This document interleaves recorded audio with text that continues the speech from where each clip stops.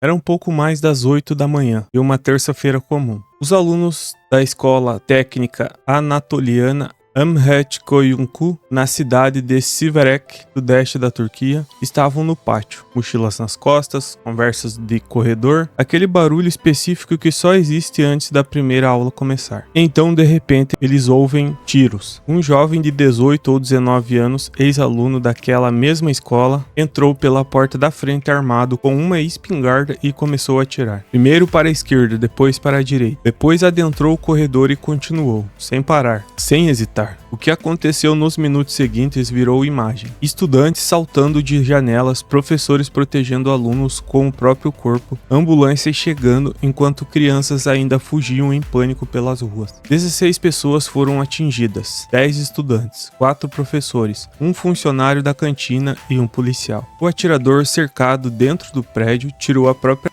antes de ser preso. Hoje, neste vídeo, eu vou contar o que aconteceu, mas mais do que isso, vou tentar responder uma pergunta que não sai da minha cabeça desde quando eu li esta notícia. Por que isso continua acontecendo? Vamos aos fatos, com cuidado, porque detalhes importam e muito. O ataque ocorreu na manhã desta terça-feira, 14 de abril de 2026, no distrito de Siverek, na província de Şanlıurfa, uma região no sudeste da Turquia, próxima à fronteira com a Síria. O agressor estudou nessa escola até o 9º ano, depois migrou para o ensino à distância. Tinha entre 18 e 19 anos. Seu nome foi identificado pelas autoridades como Ömer Ket.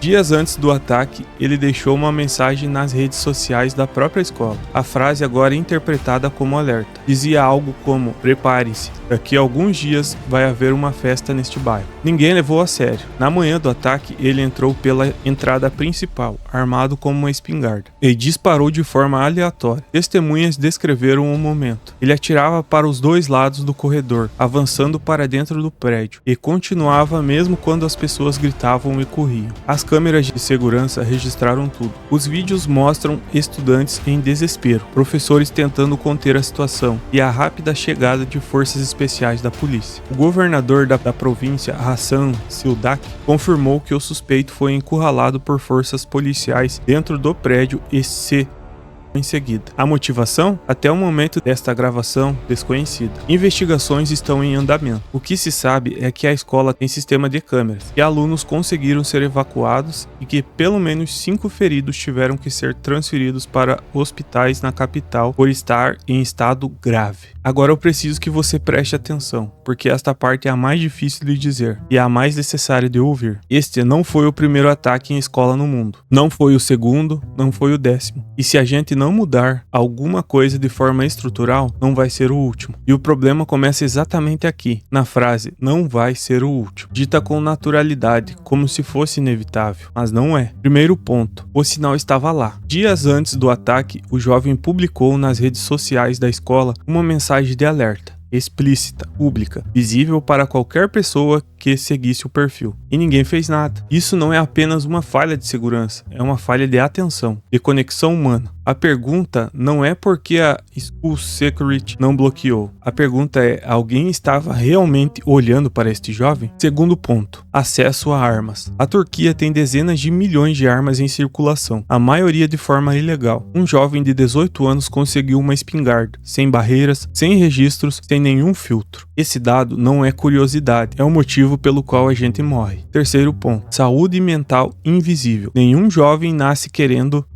Algo foi se construindo na história deste rapaz. Raiva, abandono, humilhação, sofrimento. E essa construção aconteceu em silêncio. Não porque ele escondeu bem, mas porque o sistema ao redor dele não estava preparado para ver. Família, escola, comunidade, sistema de saúde. Todos podem falhar em cadeia. Quarto ponto. O efeito de contágio. Pesquisadores chamam de efeito Weather. Ataques em massa inspiram outros ataques. A cobertura midiática sensacionalista. O nome do agressor repetido em loop, a dramatização do horror. Tudo isso, paradoxalmente, pode plantar uma ideia na cabeça de alguém que já está no limite. Não é teoria conspiratória, é estudo científico. E a mídia, eu incluso, quando não tenho cuidado, pode fazer parte do problema. Quinto ponto, normalização do desespero. Quando jovens crescem sem perspectiva, sem escuta, sem pertencimento, o caminho para a violência fica bem mais curto. Não porque violência seja natural, mas porque o desespero sem saída cria distorção distorções. E a sociedade com frequência só percebe quando é tarde demais. Eu preciso pausar aqui por um momento, porque quando a gente fala em 16 feridos, existe o risco de um número virar abstrato, virar estatísticas, virar manchete e depois sumir. Mas cada uma das 16 pessoas tem nome, tem família, tem um motivo pelo qual foi àquela escola naquela manhã. Tem um professor que chegou cedo porque gosta do que faz. Tem um estudante que talvez tivesse prova hoje. Tem um funcionário da cantina que acordou às 5 da manhã para preparar o lanche dos alunos. Há relatos de alunos que se jogaram de janelas para escapar. Pensa só nisso. Um jovem escolheu arriscar a própria vida saltando de uma janela porque era menos assustador do que ficar dentro da escola com a situação acontecendo. E há os que não estavam naquele corredor, mas estavam naquele prédio. Carregam agora um trauma. O som dos tiros, o cheiro do pânico, a memória do dia em que a escola, o lugar que deveria ser o mais seguro do mundo, virou o mais perigoso. Isso não passa em semanas, isso pode durar uma vida inteira. E agora a parte que muita gente pula, mas que eu não vou pular, porque criticar sem propor é fácil, e o mundo não precisa de mais facilidade, precisa de coragem para pensar diferente. Solução 1. Sistemas de alerta digital com resposta humana. Não basta monitorar redes sociais automaticamente. É preciso que haja pessoas treinadas para interpretar sinais de crises, nas escolas, nas secretarias da educação, nas plataformas digitais. Uma mensagem como a que Homer publicou deveria acionar um protocolo imediato: visita domiciliar, conversa com a família, avaliação de risco. Não é vigilância, é cuidado. Solução 2. Controle real de armas. Isso não é debate ideológico, é questão de saúde pública. Países que implementaram o controle rigoroso de armas, como a Austrália após 96,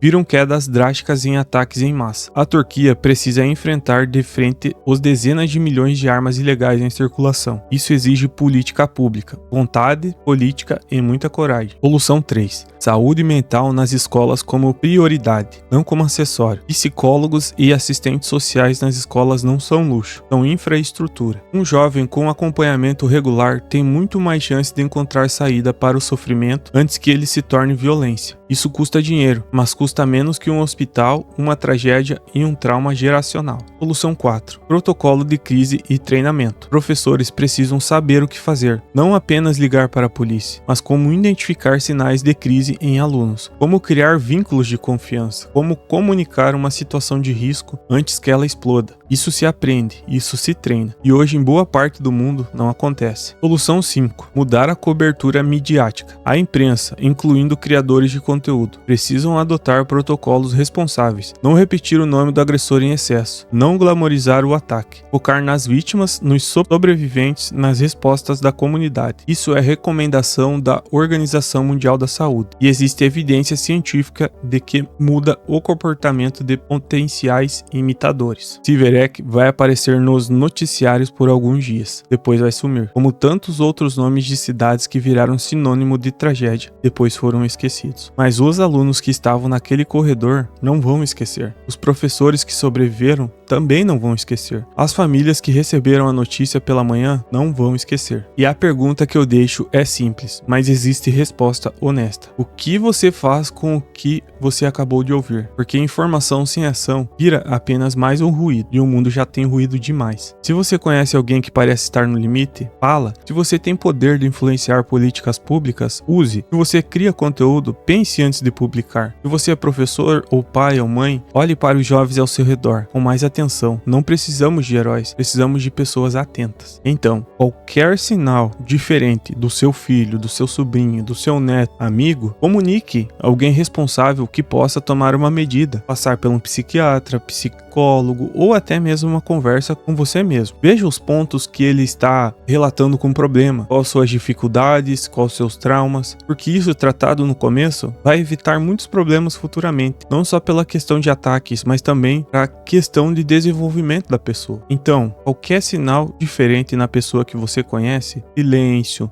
a pessoa se distanciando dos outros, tente conversar com ela ou procure ajuda o quanto antes. Não espere acontecer um desastre. Então é isso. Muito obrigado por assistir o vídeo e acompanhe os outros vídeos aqui do canal, tá? Até mais, pessoal. E deixe seu like.